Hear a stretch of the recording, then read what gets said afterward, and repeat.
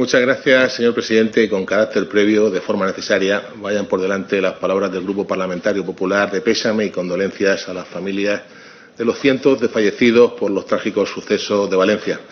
También nuestro mensaje de solidaridad y apoyo a todos los seres queridos de aquellas personas que han desaparecido y de las que, por desgracia, no se sabe nada. Y, por supuesto, el apoyo incondicional a aquellos otros que lo han perdido todo, sus haciendas, sus negocios, sus bienes, y que están en una situación de auténtica desesperación.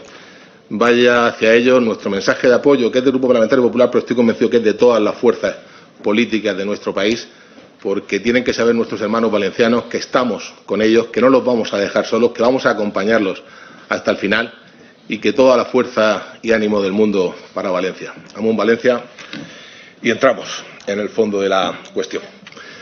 Buenos días, señor Menú.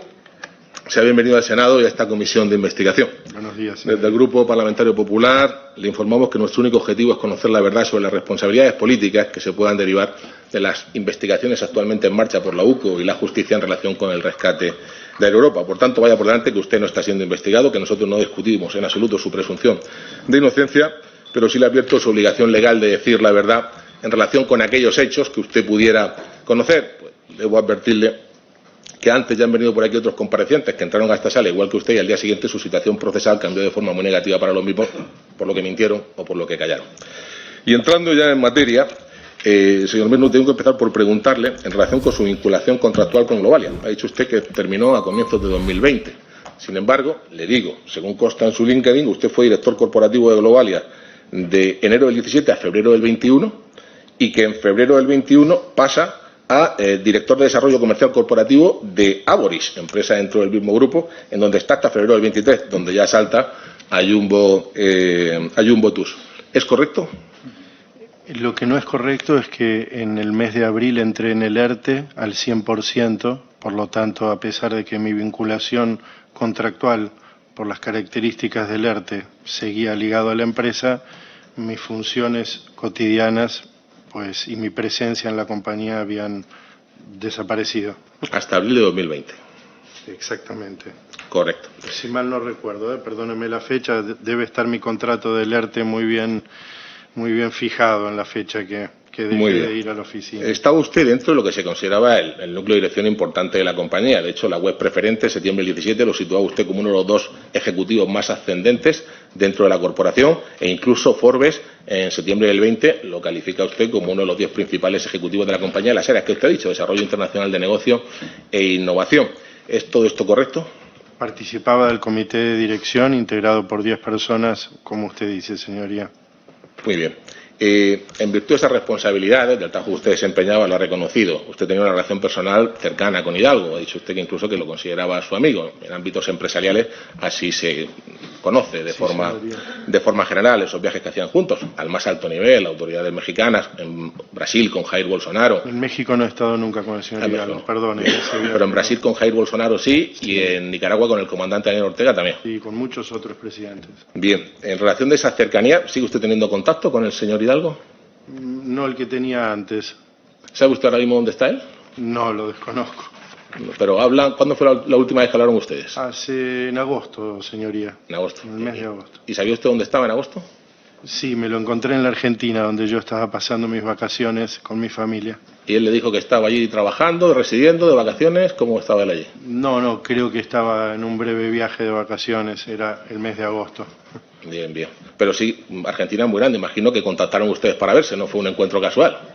No, como le he dicho a otro senador, me he considerado y me considero su amigo y coincidiendo en un mismo país casualmente, pues nos hemos encontrado. Muy bien, gracias, señor. Por favor, señoría. Vamos a ver, ¿cuál fue su papel en la firma del contrato 17 de septiembre del 19? Estaba usted en ejercicio de sus funciones, área internacional, por el cual Globalia le encomienda al señor Víctor Aldama la recuperación de los 200 millones de euros que le debe el gobierno de Venezuela. Ninguna, yo no lo conocía al señor Aldama en esa época, lo conocí mucho más entrado el 2019. Y estamos hablando de septiembre del 19. Perdón, entendí enero del 19. ¿De septiembre del 19? Septiembre del 19, sí, ya creo haberlo conocido al señor Aldama en las oficinas de Globalia. ¿Usted lo conoció en las oficinas de Globalia? ¿Quién se lo presentó? Creo que nadie, él mismo se presentó como asesor a algunos de los directores que trabajábamos en el comité de dirección. ¿Y sabe usted en base a qué motivos o a qué méritos se contrató al señor Aldama para negociar esta deuda con Venezuela? No sé si lo contrataron para la deuda de Venezuela. La primera información que a mí me consta era que habían realizado un viaje a México para una potencial ruta aérea, lo cual a mí no me cayó nada bien porque era parte de mis funciones como empleado permanente de la compañía, y el enterarme que había asesores nuevos en esta potencial ruta de México, pues en las oficinas de Globalia con el señor Aldama se hablaba de sus buenas relaciones con el gobierno venezolano. Él lo comentaba, que él tenía acceso a las altas instancias del régimen de Maduro. No, en el 2019 yo no recuerdo que él mencionara a ningún gobierno en particular, y sí a sus buenas relaciones. ¿Y con usted habló alguna vez de esa deuda de los 200 millones de euros? Conmigo particularmente no ha hablado. Puede ser que yo haya participado en algún grupo en donde él haya hablado sobre el tema. ¿Y qué hablaba él sobre el tema? No, nada que yo recuerde particular de esa deuda. No recuerda usted. Bien. Oiga, y cuéntenos, ¿cómo es posible que lo contrataran ustedes en septiembre del 19, pero desde 10 meses antes ahí consta una carta del ministro venezolano de Economía, Simón Cerpa, en la que les dice a ustedes: oiga, les proponemos pagar los 200 millones de euros en combustible, en repostaje de los aviones de Air Europa cuando aterricen en Venezuela, tal y como lo hemos dicho al señor Hidalgo padre y al señor Aldama, su representante, desde 10 meses antes, y el contrato es de 10 meses después? ¿Cómo se explica esto? ¿Estaba usted allí al pie del cañón? No estaba allí, y desconozco las vicisitudes que usted me comenta de potenciales pagos de Venezuela. La parte financiera o cobro de deudas, como se imaginarán, no está en el área de desarrollo de negocio internacional. Y no se acuerda usted de nada de lo que oía en esas reuniones sobre este asunto, ¿verdad? No, es que yo no participaba de esas reuniones. Ha dicho usted que estaba presente en esa reunión, ahora no participa. Comité de dirección, no del señor Hidalgo, lo que usted comenta del señor Hidalgo que haya comentado, ahí no estuve. ¿Usted no se acuerda de nada de lo que se habló en el comité de dirección sobre la deuda de los 200 millones? En el comité de dirección no se ha hablado de la deuda. Vaya, 200 millones y no se habla nada. Muy bien. Díganos, el señor Aldama, cuando usted hablaba con él o participaba usted de esas reuniones en las que usted no se acuerda de nada, ¿se hablaba de las buenas relaciones del señor Aldama con el Partido Socialista, con el señor Sánchez, con el señor Ábalos, con el señor Coldo? ¿Ha hablado usted alguna vez esas conversaciones por referencias? Nunca mencionó a ningún nombre en particular el señor Aldama que yo recuerde del gobierno. ¿Cómo definiría usted la relación entre Aldama y Javier Hidalgo? Correcta. Javier es una persona muy particular, muy seca para sus relaciones. No podría calificarla más que...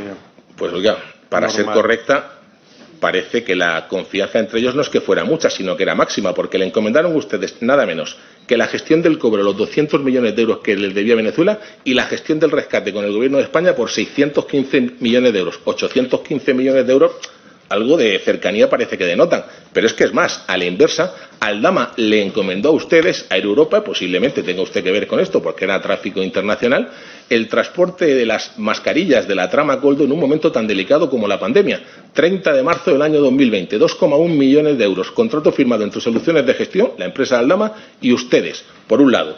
Incluso Aldama, para tener esa relación tan seca y tan correcta con Hidalgo, le consiguió a Hidalgo Costa, en autos, un carné de conducir sin que Hidalgo tuviera, carné de conducir español, nuevecito, sin que Hidalgo tuviera que pisar ni una oficina de tráfico ni un centro médico para ello.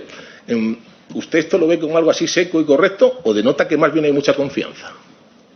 Por lo que usted cuenta, que yo desconozco, parecería tener más confianza, pero repito, es una empresa muy grande, son los propietarios muy discretos en sus relaciones, y la información que yo disponía era de mi departamento de desarrollo internacional de negocio, ni de cobro de deudas, ni de relaciones con el gobierno de España. Bien, pues vamos ahora con Guacalúa, la empresa para la que trabajó la señora Leticia Lofer, dependiente jerárquicamente de usted, ya contado los orígenes, a través primero de Barrabés, primero era un lab, luego se decide que es un hub cuando se incorpora a Globalia, con las conversaciones con la Organización Mundial de Turismo. Hasta ahí estamos todos de acuerdo.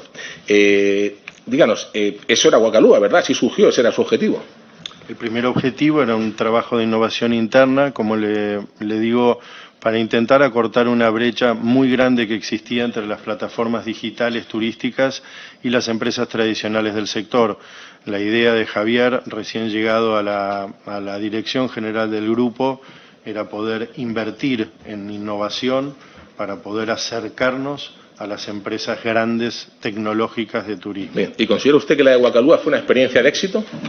Yo considero que sí, lamentablemente truncada por el COVID, pero tuvimos la oportunidad de descubrir 15.000 startups de 150 países, si no mal no recuerdo, y con un gran jurado internacional poder elegir las 100 mejores. Bueno, pues para ser una experiencia de éxito, le digo que según las cuentas depositadas en el registro mercantil de la sociedad durante los años que estuvo activa, porque de marzo del 23 consta que está inactiva, ingresó 466.000 euros y tuvo unos gastos de 960.000, es decir, unas pérdidas consolidadas de 534.000 euros, más de medio millón de euros que salía directamente de los riñones de Globalia. E instalados en ese escenario de pérdidas, le pregunto ahora sobre las sorprendentes, a nuestro juicio, sponsorizaciones que no obstante hace Wacalúa, como por ejemplo la que realizan al Instituto de Empresa, a entidad gestora a su vez del Africa Center que dirige Begoña Gómez, empresa con la que ustedes firman un contrato de patrocinio el 17 de enero de 2020, estando usted todavía al corriente de todas sus funciones. Díganos, ¿cómo surge la idea de sponsorizar al Africa Center? ¿Es de usted, Hidalgo de Laufer, Aldama Barrabés, tal vez la propia Begoña que estaba siempre reuniéndose con empresarios para patrocinar sus actividades? Cuéntenos.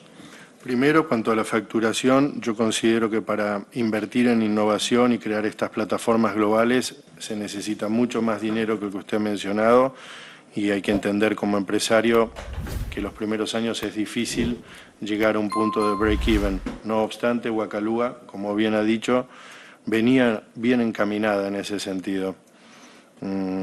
Considero que ha sido un éxito, truncado por el COVID. Y si no recuerdo la segunda parte, perdón, de su pregunta. ¿Quién tuvo la idea de sponsorizar al Africa Center a través de No fue nuestra idea. El Instituto de Empresas, su patronato, que colaboraban con la Organización Mundial de Turismo como partners, como tantos otros, nos ofreció su propia plataforma de innovación de startups en África, que consideramos que era muy positivo, porque no teníamos nosotros cubierta. ¿Quién dirigía el Instituto de Empresa en ese momento, cuando le hizo el ofrecimiento? Yo creo que el señor Juanjo Güemes. Muy bien, perfecto. ¿Quién llevó a cabo las negociaciones del patrocinio entre ustedes y el Africa Center? ¿Qué personas intervinieron para la firma de ese contrato? El contrato constaba de un patrocinio de 10 billetes de avión, si mal no recuerdo, para el uso de la relación entre las startups. No ha sido esa la pregunta. Le estoy preguntando quiénes intervinieron en la negociación de ese contrato y posteriormente quiénes lo firmaron. Primero Wacalúa, o sea, Leticia y yo, la señora Laufer y yo, con la señora Felicia, y una vez acordada... ¿Felicia qué más? ¿Perdón? ¿Felicia qué más? El Attenberg, creo que se Bien. llama, discúlpeme que no Bien, recuerdo bien su apellido. Una gran profesional. Estuvimos con ella negociando los alcances del acuerdo. Siempre fueron con ella las negociaciones. Sí, porque ella era la directora de la plataforma. Muy bien. Una chica muy preparada. ¿Y el contrato quién lo firmó? ¿Las firmas de quién son? Yo no lo firmé, señoría, perdón, porque yo no tenía firma en Globalia. Creo que debe ser el departamento jurídico correspondiente o los propietarios de la empresa. Oye, ¿no es más cierto que en las contraprestaciones se establecía que Wacalúa otorgaría 40.000 euros en total, divididos 25.000 euros en becas de investigación y 15.000 para viajes de avión, gastos de representación, etcétera? Si usted lo dice, yo no recuerdo el contrato. Yo creo que los 40.000 euros se pagaban solamente como intercambio de billetes. En ningún caso salía dinero de ese contrato de parte de Globalia, porque Globalia, todos los contratos que patrocina en su día a día es a través de intercambio, no con dinero. Y si mal no recuerdo, el contrato no se ejecutó por el COVID, por lo tanto quedó totalmente trunco. ¿Y por qué razón se retiró Globalia del mecenazgo, nada más abandonar Begoña Gómez la dirección del Africa Center? ¿Por qué, si era tan buena idea, no continuaron con la misma? Se va Begoña y salen ustedes del mecenazgo. Eso lo desconozco. No sé cuándo se fue la señora Begoña, pero nosotros tratábamos con el Instituto de Empresa, no con la señora Begoña. Bien, vamos ahora con la relación de confianza que se generó entre ustedes y la mujer del presidente del Gobierno, que en palabras de la señora Lofer, su subordinada, se concretaba en que Javier Hidalgo tenía línea directa con Begoña Gómez, o incluso que entre ellas dos tenían un trato muy cercano. ¿Tenía usted también ese mismo tipo de relación con ella?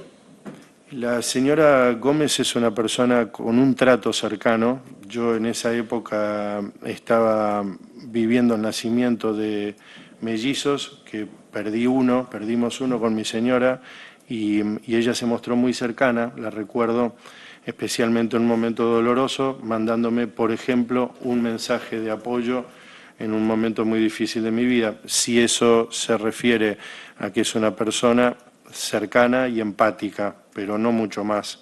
¿Ha tenido usted más contactos con Begoña Gómez desde que salió del Grupo Globalia? No, nunca, señoría. Bien. Ha dicho usted antes que estuvo reunido con Begoña Gómez, cree que 4 veces. Le pregunto, ¿estuvo usted en la famosa reunión de San Petersburgo junto con Aldama, Hidalgo y Laufer y la señora Gómez, sin la presencia de los escoltas de la primera dama? En San Petersburgo participamos de una conferencia internacional.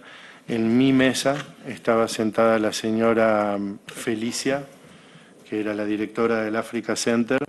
Al término de la cena me presentó a la señora Gómez como colaboradora, trabajaba con ella, y unos minutos más tarde, junto con otras delegaciones, pasamos al lobby del hotel, en donde conversamos y pude presentarle a Felicia, a la señora Gómez, al señor Hidalgo y a la señora Laufen.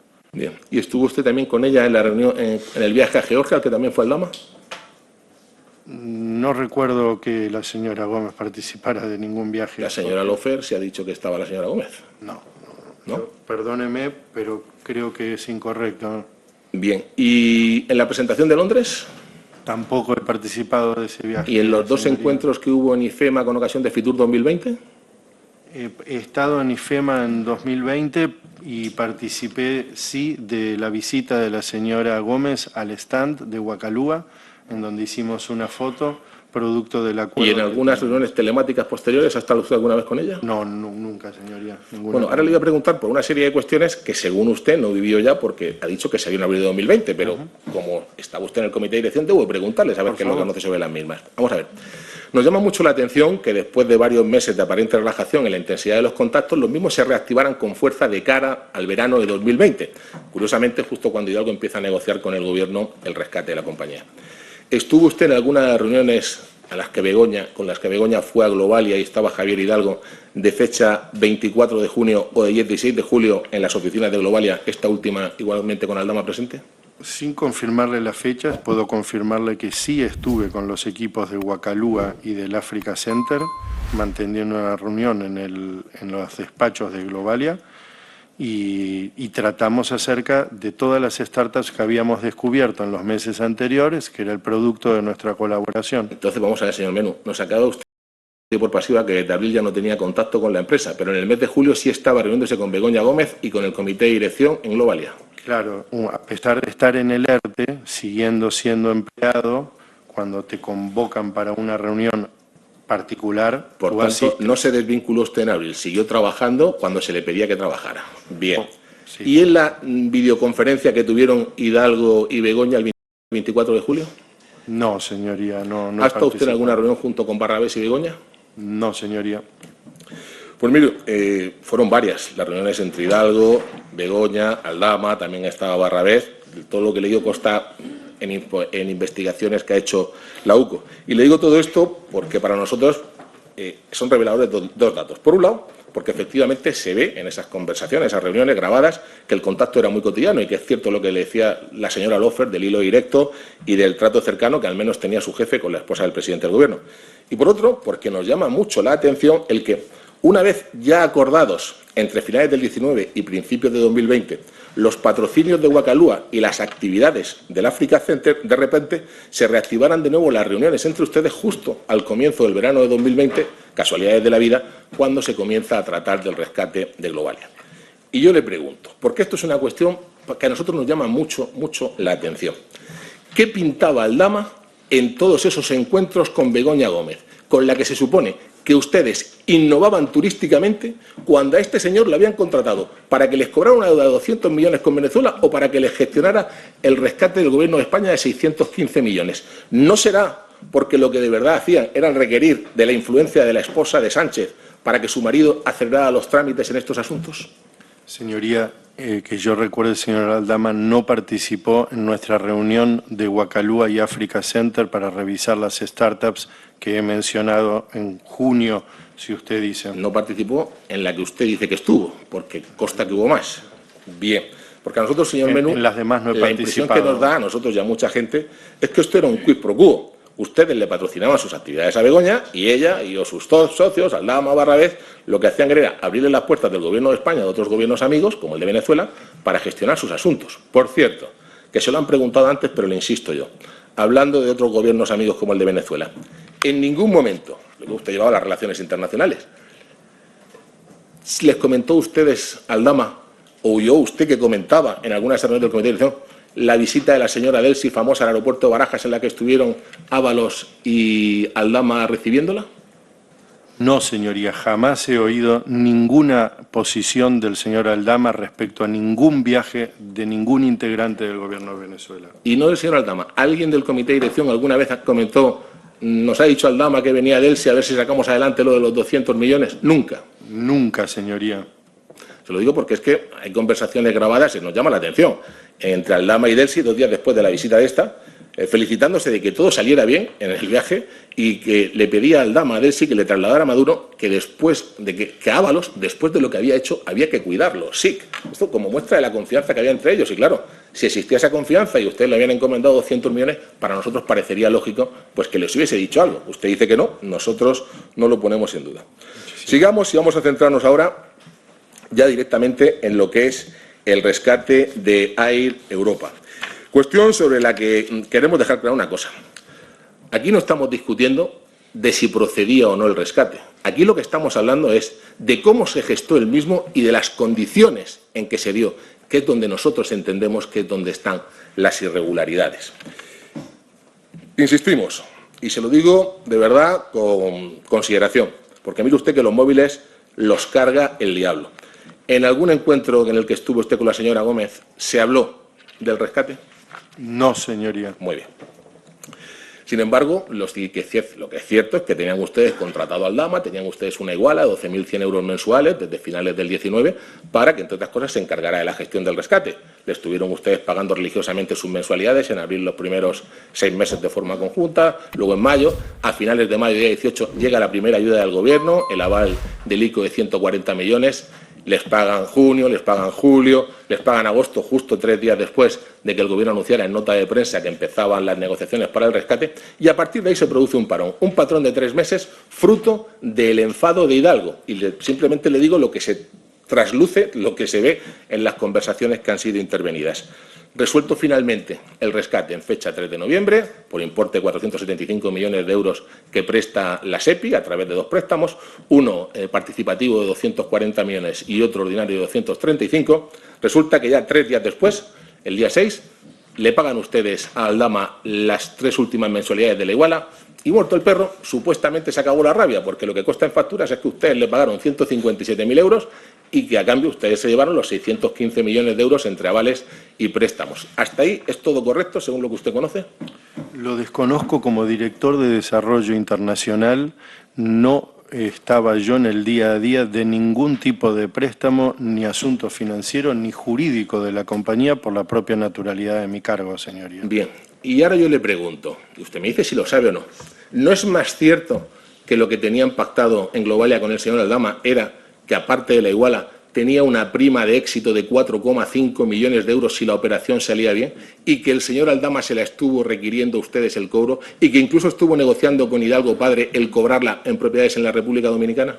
Lo desconozco, señoría. Jamás se me compartió una información de ese tipo. Bien. ¿Ha estado usted alguna vez en la República Dominicana trabajando para Globalia? No, trabajando no. He estado de vacaciones con mi familia. Por tanto, no ha tenido usted ningún tipo de contacto profesional, ni allí con Aldama, ni por supuesto con nadie del Gobierno. Ni con el Gobierno de Dominicana, ni con el señor Aldama. No, con nadie. Muy bien, pues hasta aquí los números del rescate. Pero vamos ahora con los hechos, es decir, con quiénes intervinieron en el proceso y a cómo se desarrolló el mismo hasta conseguir unos objetivos que solo podemos calificar como extraordinarios a la vista de los resultados, porque en las investigaciones de la UCO se desprende que tuvieron participación directa en los mismos las siguientes personas. El 1, también conocido como Pedro Sánchez y de ocupación presidente del Gobierno. Y luego este grupo de ministros, El jefe, apodo de Ábalos, la de Hacienda, más conocida como Nadia Calviño, y la señora Montero, a la sazón responsable última de la SEPI, y en trámites de averiguación hasta el punto donde pudo llegar o no la participación también de la vicepresidenta Teresa Rivera. Y junto a esos actores principales del Gobierno que aparecen en las grabaciones, otros secundarios también de lujo, el entonces secretario de Estado de Transportes Pedro Saura, el presidente en funciones de la SEPI Bartolomé Lora y el todopoderoso asesor ministerial Koldo García. Eso en lo que respecta a la parte del Gobierno, que por parte de la empresa ya sabemos que estaban Aldama, Hidalgo y los archiconocidos Ábalos y Koldo, que cobraban de ambos bandos. Quedándonos por despejar la incógnita de doña Begoña.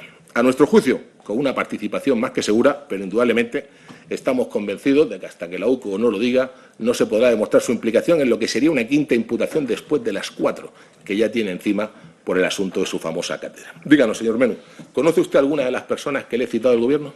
No, señoría, desconozco a todos los que han nombrado. ¿Jamás ha tenido contacto con ellos, ni telefónico, ni WhatsApp, ni correos? ¿Nunca se ha reunido, nunca los ha visto? No, señoría. Muy bien. Usted estaba en el ERTE, pero dice que volvía a la empresa cuando lo llamaban. ¿En alguna de esas reuniones que usted volvió, tuvo usted conocimiento de forma directa o indirecta, o alguna participación en las gestiones del rescate? No, señoría. Recuerdo volver a una reunión específicamente para conocer las mejores startups de África y de Europa entre los dos equipos que he mencionado. Pues a ver, vamos a dedicar los siguientes minutos, señorías, me van a permitir que dedique unos cuantos minutos a leer una serie de transcripciones de conversaciones de la UCO, a ver si a usted le puede sonar algo de lo que le digo. Constan en los informes de la UCO y en el auto de la Audiencia Nacional. Y cuando termine, seguimos hablando. Atentos, señorías, porque hay más de 20 mensajes entre el 8 de julio y el 27 de octubre del año 2020. 8 de julio, Aldama le dice a Hidalgo: hay sitio en el avión y quiere el jefe Ábalos que esté mañana en la reunión contigo y con Pino para comentar a la ministra Calviño que él ya lo ha visto y lo ve perfecto. Día 15 de julio, Aldama a Hidalgo: el rescate está resuelto y mañana a primera hora está el 1, Sánchez, y la de Hacienda, Calviño. Y está tomada la decisión de que se da, pero mañana, cuando esté con él, con Sánchez, te digo. 17 de julio, Koldo a Aldama: Sánchez ya ha llegado, está hablando con Nadia, Calviño, ya está aquí, voy enseguida. Respuesta a Aldama: ok, ven pronto que este otro, Hidalgo, está que se sube por las paredes. 17 de julio, Koldo a Aldama: después de la reunión con Calviño, Ábalos lo está arreglando, es una máquina, solo funciona bien bajo presión, hay que joderse. Horas más tarde, Aldama Koldo: está todo solucionado, le acaba de poner el jefe Ábalos un mensaje a Javi Hidalgo que la ministra Calviño le ha dicho que la semana que viene está más tranquilo, parece que todo ha servido. 17 de julio, Aldama Hidalgo: me dice Koldo que ya le ha llamado el 1, Sánchez, en cuanto sepa te digo, ha servido la llamada. 4 de agosto, Aldama Hidalgo: el ministro Ábalos está en este momento con el presidente Sánchez en el Consejo de Ministros. Saliendo le cuenta la situación y nos llama incluso con el presidente. Ahora te veo. 8 de agosto, tras la publicación de la nota de prensa que antes he citado del comienzo de las negociaciones. Aldama Hidalgo: la financiación está muy cerca de hacerse realidad. Hablé con el jefe Ábalos, lo tenemos mejor que nunca. Respuesta a Hidalgo Aldama: a ver cuándo reconoces que hay cosas que se hacen bien, imbécil, que mira que te cuesta. Perdonen ustedes los términos. Leo literalmente. 27 de agosto, Aldama Hidalgo: el jefe Ábalos está en la SEPI con las otras dos, Calviño y Montero, para lo nuestro. 28 de agosto, Hidalgo Aldama: nadie me contesta y Koldo se había comprometido a darme novedades que no llegan. 30 de agosto, Aldama Hidalgo sobre Koldo: sí, me imagino que te habrá llamado porque le he llamado y me cago en su puta madre. Porque ya está bien de que nos tomen el pelo. Igual tú estás quedando mal con tu padre, con tu familia, con todo el mundo y ya lo ves contigo porque parezco gilipollas diciéndote las payasadas que me dicen y ya estoy hasta el nabo. Ya le he dicho que arregla esto o se acaba todo. Tela. 31 de agosto, Hidalgo Aldama: que había vuelto a hablar con Koldo, habían quedado en reunirse con Ábalos, Pedro Saura y Bartolomé Lora y que la reunión se celebró enfrente de la casa del jefe Ábalos, a lo que Aldama respondió: sé que es difícil, pero estate tranquilo dentro del estrés, lo vamos a sacar adelante, ya verás. Respuesta a Hidalgo: mañana hablamos y nada, me ha dicho Koldo que estás tranquilo, que tal cual. 4 de septiembre, Aldama envía a Hidalgo en un pantallazo una conversación con Ábalos, en la que el conseguidor le pide al ministro que llame a Hidalgo, a lo que le responde: yo le dije a Saura, Pedro, que lo llamara, tras lo que le reenvió el siguiente mensaje de Bartolomé Lora: lo he llamado al mediodía y estamos hablando con su abogado para intentar cerrar la carta. Hemos quedado en seguir en contacto. 10 de septiembre, Aldama a la secretaria de Hidalgo: el rescate está aprobado, ya tenemos la carta de financiación. 22 de septiembre, estoy terminando ya, señoría, solo quedan 3 mensajes. 22 de septiembre, Aldama Hidalgo: amigo, por favor, déjame ayudarte, puedo resolver la situación, confía en mí, dile a Ramiro Campos, de Globalia, que coordine conmigo, que él lleva el tema SEPI, yo me encargo del resto con los ministros y sacamos esto adelante. 29 de septiembre, Aldama Hidalgo. Llámame, estoy con el ministro Ábalos y tienes que estar aquí el jueves. Te llamará Saura, Pedro, para estar aquí el jueves. Si quieres llamarme te cuento las condiciones. Si no, se las digo a Miguel Ángel Sánchez, director general de Globalia. Y listo, ya me canso de perseguirte, no merezco que me trates así. Y por último, el 27 de octubre, una semana antes de saberse oficialmente que se aprobaba el rescate, Aldama se felicita ante Hidalgo de haberlo conseguido. Resalta, estoy llorando de la emoción, el peso que tenía, toda la tensión, lo has conseguido, tu familia tenía que estar orgullosa, bla, bla, bla, bla, qué alegría más grande. El rescate se aprobó efectivamente el día 3 de noviembre y se hizo oficial el día 11. Díganos, ¿tuvo usted algún tipo de conocimiento de estas conversaciones, siquiera por referencia? ¿Supo usted de todas las dificultades que se estaban produciendo en el rescate? ¿Supo usted del intento del Gobierno de solventarlas a mayor celeridad en algún momento? No, señoría, desconozco el tenor de los mensajes privados que usted menciona. Muy bien, señor Menú. Pues sabe decir lo que pensamos nosotros, que todo esto solo fue posible gracias a la perpetración de un colosal delito de tráfico de influencias, en lo que es otro caso más de corrupción del Partido Socialista, cuyos altos cargos, presidente y ministros incluidos, se confabularon en comandita para sacar adelante una operación en la que tenían intereses económicos directos Ábalos, mano derecha de Sánchez, y muy probablemente otros muchos más de los que he citado, incluidos Begoña Gómez y el propio PSOE. Porque, señorías, como es público y notorio, aquí hubo unas cuantas personas del Gobierno socialista que recibieron dinero, beneficios o dádivas por hacer valer indebidamente su poder o influencia sobre funcionarios públicos para que estos o dieran trato preferente o no hicieran lo que debían en el ejercicio de sus funciones, lo que se plasmó en una resolución sin precedentes en beneficio de un tercero, Air Europa en este caso, que es justo donde se concreta este delito. Y a explicar todo ello, ahora vamos, señor Menú y señorías. ¿Se cumplieron o no se cumplieron los requisitos para acceder al rescate? Pues miren, si escandaloso ya resulta todo lo dicho hasta ahora, con esas conversaciones transcritas de auténtica pornografía política, reflejo de la profunda sinvergonzonería de algunos de los interlocutores, lo más grave viene a continuación, pues la forma y términos en que se concedió el rescate no hacen sino confirmar hasta dónde llegaba la desvergüenza con la que actuaba la trama. Le voy a hacer 4 preguntas y le pido que me responda lo que sepa al final de las mismas, por favor. Primera, ¿por qué se empezó por el ICO, pero se pasó después a la SEPI para articular el rescate? ¿Qué problemas hubo? A lo largo de los 6 meses que mediaron, entre mayo del 20 y la entrega del aval del ICO de 140 millones y el mes de noviembre y la concesión del rescate por la SEPI por los 475 millones de euros de rescate. ¿Qué se habló en aquellas conversaciones veraniegas entre Sánchez, Calviño, Ábalos, Montero y algunos de sus subordinados? Y ponemos estas preguntas en relación con todas esas conversaciones que acabo de citar, en las que Hidalgo desde 1 de julio se le estaba diciendo que estaba todo ya resuelto, así como de los múltiples problemas que al parecer empezaron a surgir a partir de entonces. ¿Cuáles eran? ¿Qué pasó realmente? ¿Por qué tanto interés del Gobierno en solventarlas con tanta prisa? Segunda pregunta. ¿Por qué el rescate se articuló mediante 2 préstamos distintos de la SEPI en lugar de una sola operación, como habría sido lo lógico, al haber una única petición? Tal vez para dividiéndolos resulta quedar así por debajo de los límites de control establecidos por la Comisión Europea y evitar su supervisión de la operación ante los sospechosos de la misma. Tercera pregunta. ¿Cómo es posible que si, según las normas del Fondo de Rescate, los fondos debían entregarse a empresas no financieras, es decir, productivas, en este caso el rescate, la beneficiaria, fue precisamente una sociedad de tipo financiero, Air Europa Holding SLU, propiedad únicamente de Globalia, constituida solo un año antes de la concesión del dinero público, 2019, y que al final de ese ejercicio no tenía ni empleados ni ingresos? Y cuarta pregunta. Si para poder ser beneficiarios de los rescates las empresas debían estar al corriente de sus obligaciones fiscales a 31 de diciembre de 2019, ¿cómo es posible que el mismo se concediera cuando consta acreditado que Globalia le adeudaba 5,8 millones de euros a Hacienda por cuotas del IVA impagadas precisamente de Air Europa? ¿Tiene usted respuesta para alguna de estas preguntas, señor Menú? Señoría, mi cargo no era ni de director financiero, ni de director jurídico, ni de director general de la compañía. Mis funciones de desarrollo internacional hacen imposible conocer las vicisitudes que usted describe. Lo lamento. Gracias, señor Menú. Gracias a usted.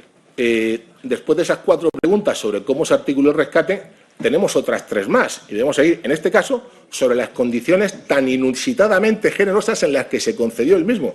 Y aquí también paso a formular las 3 y le ruego que me responda a continuación. Primera, a Air Europa se le tramitó y resolvió su expediente en un tiempo récord, en menos de 3 meses, lo tuvo resuelto, 5 veces menos tiempo que las restantes 29 empresas que lo solicitaron. El segundo más veloz, el de Duro Felguera, tardó 8 meses y el resto de ahí para arriba hasta los 18 de Abengoa. ¿Por qué tanta celeridad? Segunda, el importe de los 475 millones del rescate fue de largo el mayor de los otorgados por el fondo. Nada menos que el 20% de todo lo finalmente concedido, mientras que el 80% sobrante se lo repartieron entre las 29 empresas restantes. ¿Por qué tanta generosidad? Y tercera, las condiciones homologadas en los rescates de la SEPI otorgaban 2 años de carencia a cada compañía para comenzar a devolver el principal de los préstamos. Pero a Europa se le dio más que nadie el plazo de 6 años, de forma que hasta 2026 solo pagará intereses. ¿Por qué, de nuevo, tanta esplendidez? Y estas 3 preguntas van de la mano de la absoluta falta de transparencia de la que está haciendo gala el Gobierno desde febrero de 2021. 45 meses, señorías, que llevamos esperando que el Gobierno nos dé traslado de este expediente, haciendo caso omiso no solo a nuestras peticiones y a los de particulares, sino al propio Consejo de la Transparencia. ¿Saben qué es lo único que ha respondido el Gobierno hasta la fecha? Se lo digo. Un irrisorio, expertos independientes informaron de forma clara y objetiva que la ayuda concedida cumplía los requisitos. Acompañado de un vergonzante, no se pueden facilitar esos informes porque se trata de información reservada, de dinero público, claro. No hay pudor, señorías, pero tampoco la más mínima vergüenza. ¿Puede usted contarnos algo sobre esto, señor Menú?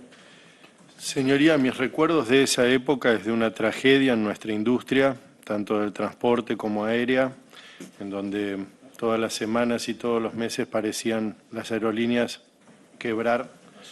Y mi recuerdo es muy triste, de mucha angustia, de no saber cómo en lo personal iba a salir adelante yo y sacar adelante mi familia. Al no ser un experto en finanzas, ni mucho menos, ni tener trato con gobiernos de rescates o préstamos, mi desconocimiento es total en cuanto a si los pormenores del rescate eran buenos, malos para el Estado o para la compañía. Mi conocimiento es limitado en esas áreas. Discúlpeme. Gracias, señor Menú. No estamos discutiendo si procedían o no los rescates, vuelvo a reiterar. Hubo 30 empresas que optaron a rescates. Lo que estamos hablando es de cómo se gestó el rescate de Air Europa, si hubo trato preferente, y de las condiciones que se le dieron a Air Europa, si hubo condiciones mucho más ventajosas que las del resto de empresas. Eso es de lo que estamos hablando en esta comparecencia. Le voy a hacer un último tema, señor Menú, todavía tenemos tiempo suficiente. No sé si usted tuvo, por lo que nos ha dicho el ERTE, el 15 de diciembre del año 2021 se firmó un contrato entre la Sociedad Pública Estatal Correos y Aboris, mercantil del Grupo Globalia, por el cual se ponía en marcha la sociedad Correos Cargo, que tenía por objetivo trasladar mercancías entre Latinoamérica, Europa y Asia.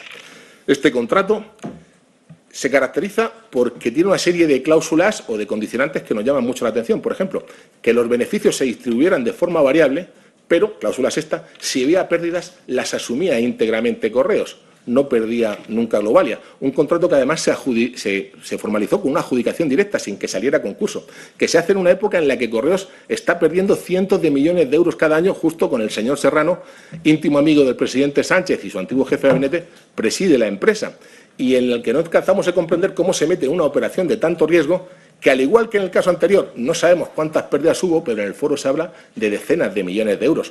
¿Tuvo usted algo que ver, señor Menú, con esta operación?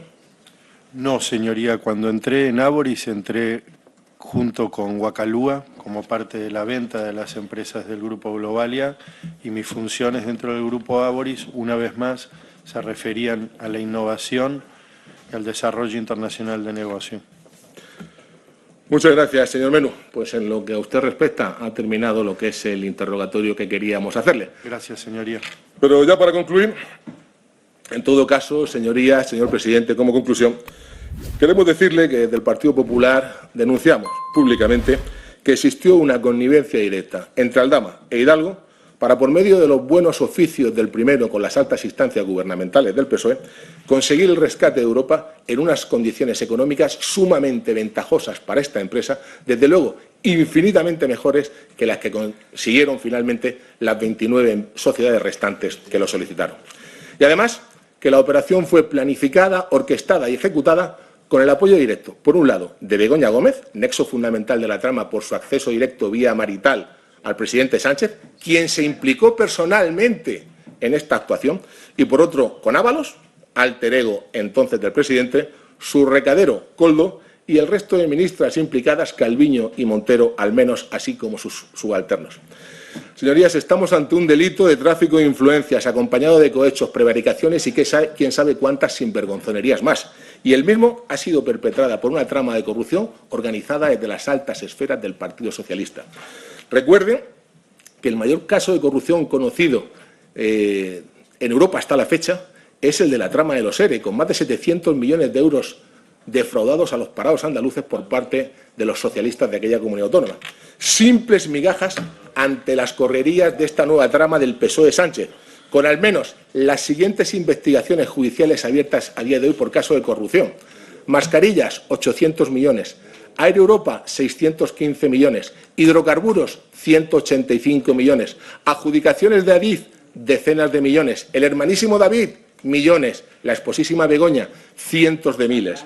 Casos que en su conjunto suman más de 1.600 millones de euros de dinero público, una parte de los cuales ha ido directa al bolsillo de unos cuantos sinvergüenzas.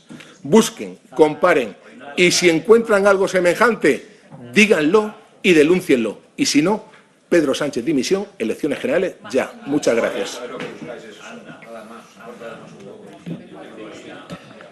Muchas gracias, señor